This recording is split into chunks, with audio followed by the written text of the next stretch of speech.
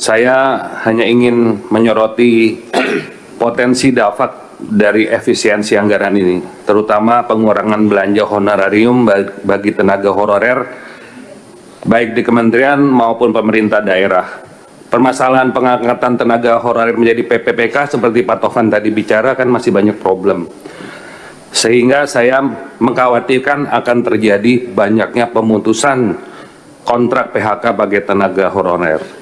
Begini Pak, kita kan pemerintah menginisiasi program makan gratis bagi anak-anak sekolah.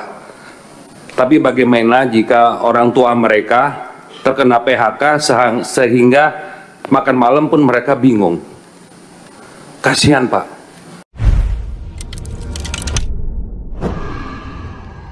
Assalamualaikum warahmatullahi wabarakatuh. Waalaikumsalam warahmatullahi wabarakatuh. Alhamdulillahirabbil alamin, asyhadu an la ilaha illallah wa asyhadu anna Muhammadan abduhu wa rasuluh.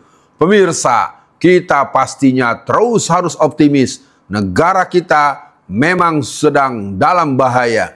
Negara kita dalam ancaman banyak hal, tapi kita tetap semangat menjaga Indonesia Raya. Ayo Bung, rebut kembali, maju tak gentar, membela yang benar. Mari kita dengar berita apa Bung kameramen.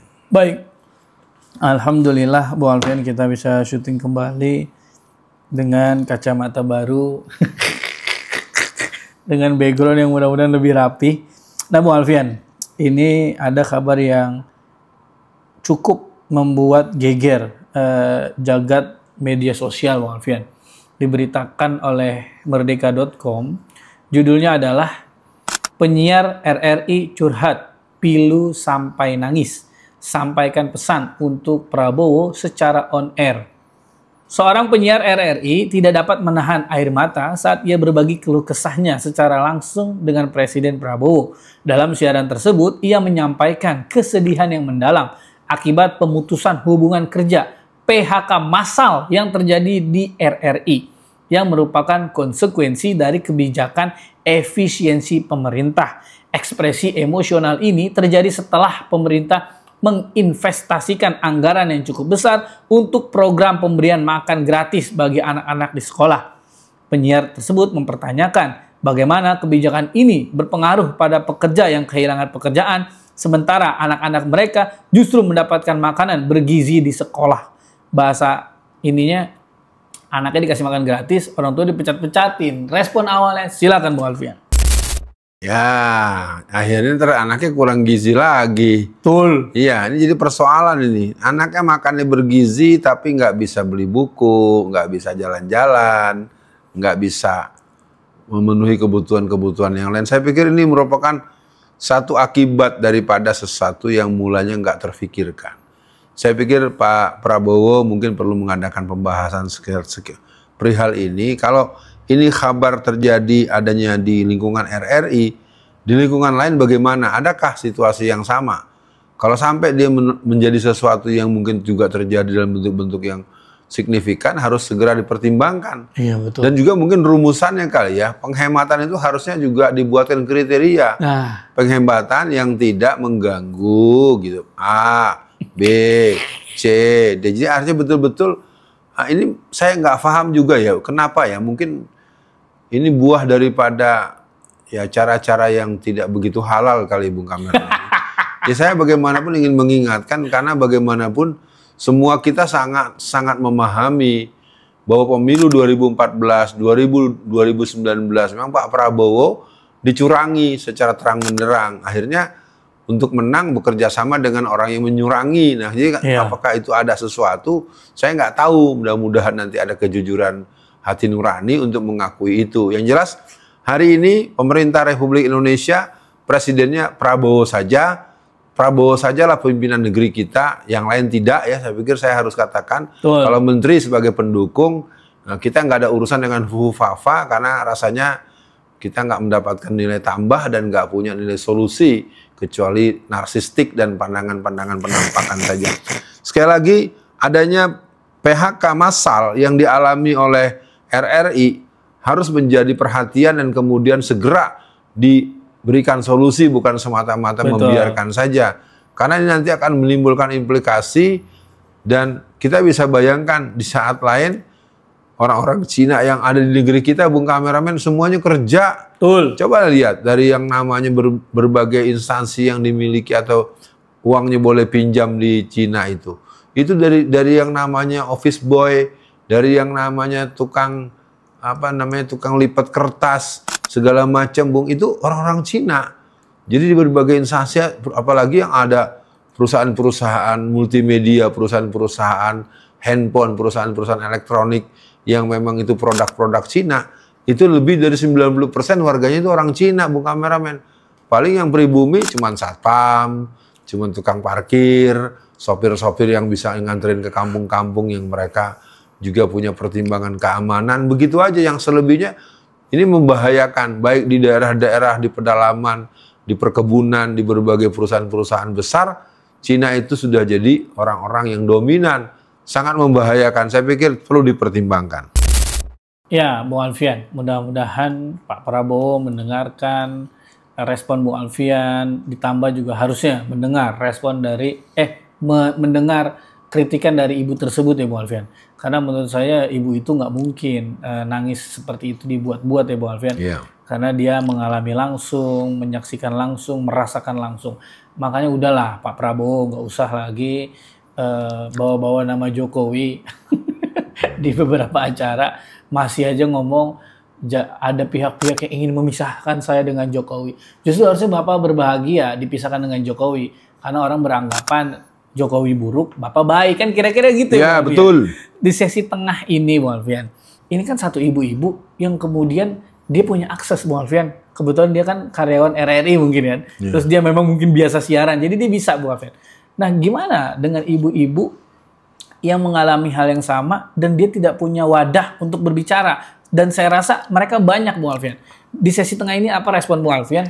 Karena menurut saya Pak Prabowo jangan sampai meremehkan tangisan seorang ibu. Bagaimana Bung Alfian? Ya, saya pikir soal situasi tadi tetap membuat kita sedih, kita pilu, kita solider. Tapi mungkin di tengah tadi karena tersebut-sebut, saya kok rasanya ingin menegaskan kepada Pak Prabowo, lakukan pisah total, talak 3, 100% ridah ya, murtad dari Jokowi, atau Anda 24 karat, Jokowi no way. Kalau perlu pakai no Jokowi, Prabowo yes gitu kan. Saya ingin mengatakan bahwa situasi ini penting untuk ditegaskan karena dari beberapa akses-akses informasi yang saya coba cari atau saya bangun, memang kelihatannya ketidakmantapan keputusan dan terjadi kegamangan keputusan ini karena masih adanya anasir-anasir Jokowi yang dikit-dikit datang ke Solo gitu. Betul. Nah kemudian untuk yang berhubungan dengan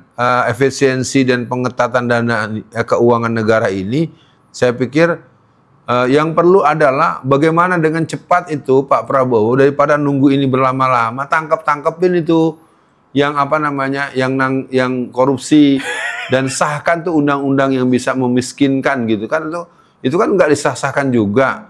Lakukan pembicaraan dari para ketua-ketua partai yang juga hubungan dekat dengan Anda, baik partai Anda sendiri atau orang-orang yang berkoalisi dengan Anda, segera sahkan undang-undang yang bisa memiskinkan orang-orang yang korupsi. Karena jumlahnya banyak dan yang korupsi itu juga orangnya masih pada hidup. Bisa dijemput ke rumahnya, ke kantornya. Dan menarik, saya pikir pengetatan anggaran yang sudah berlangsung bisa diteruskan, tapi tolong diambil langkah yang tidak terlalu ekstrim. Yang kedua, tangkap para koruptor-koruptor yang sudah diketahui, apalagi yang sudah mulai masuk proses, dan adakan penyitaan seluruh aset mereka agar keuangan dipakai untuk pembiayaan negara dan seterusnya. Itu respon tengahnya, Bung. Ya, Bung Alfian, mungkin sebagai guru, Bung Alfian juga kan lagi ngajar, mesti banyak mahasiswi, Bung Alfian, yang mereka juga orang tua ya, Bung Alfian. Ibu lah, punya anak lah bahasanya gitu. Jadi mungkin ya kita apa ya antara harapan pesan Bung Alfian untuk orang tua yang menghadapi situasi sulit seperti ini, Bung Alfian, apa gitu Bung Alfian? Kan kita kan berharap ya mereka mungkin kembali lagi ke pekerjaannya atau mendapatkan pekerjaan yang lebih baik misalkan kayak gitu.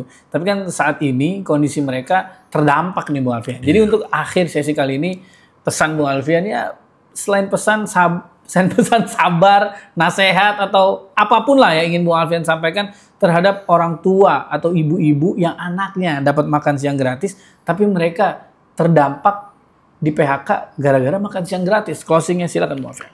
Ya ini kan kalau bahasa saya, menginginkan burung besar yang terbang, burung yang kecil dilepaskan. Ya. Ya kan?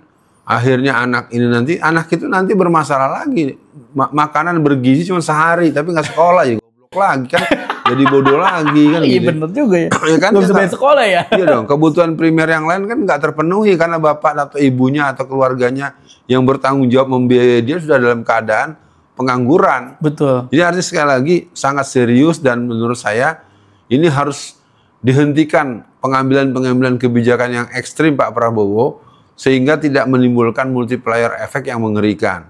Yang kedua, buat seluruh tokoh-tokoh masyarakat baik para ulama dan tokoh-tokoh cendekiawan serta tokoh-tokoh bangsa yang punya kemampuan memahami situasi yang ada, ya bisa melakukan dukungan-dukungan yang sifatnya dukungan-dukungan yang sifatnya dinamis lah, tidak dalam konteks mendukung membebek. Karena orang-orang seperti Pak Said Didu, seperti Abraham Samad, seperti Bang Marwan Batubara dan lain-lain, mereka juga bisa melakukan oposisi yang edukatif gitu, oposisi yang memberikan daya bangun terhadap dinamika partisipatif gitu. Oposisi bukan oposisi demi oposisi, oposisi mengingatkan kekeliruan, oposisi mengingatkan kekurangan, oposisi menegur potensi yang berhubungan dengan penghamburan uang negara, yang berhubungan dengan resiko terburuk.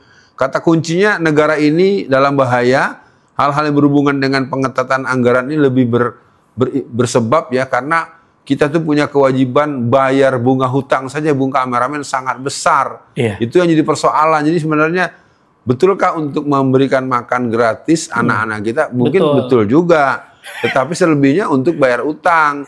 Gara-gara mau ngasih bayar anak makan enak, bayar utang sama bikin susah emak dan bapaknya si anak itu. Betul. Itu kan jadi persoalan. Saya pikir kepada seluruh masyarakat Indonesia, mari kita ikut pada peran-peran yang memungkinkan. Dan maka saya punya usulan, mari kita juga pertimbangkan bagaimana sistem bernegara yang sehat dan tetap bertanya kepada Allah dan Rasulullah Sallallahu Alaihi Wasallam.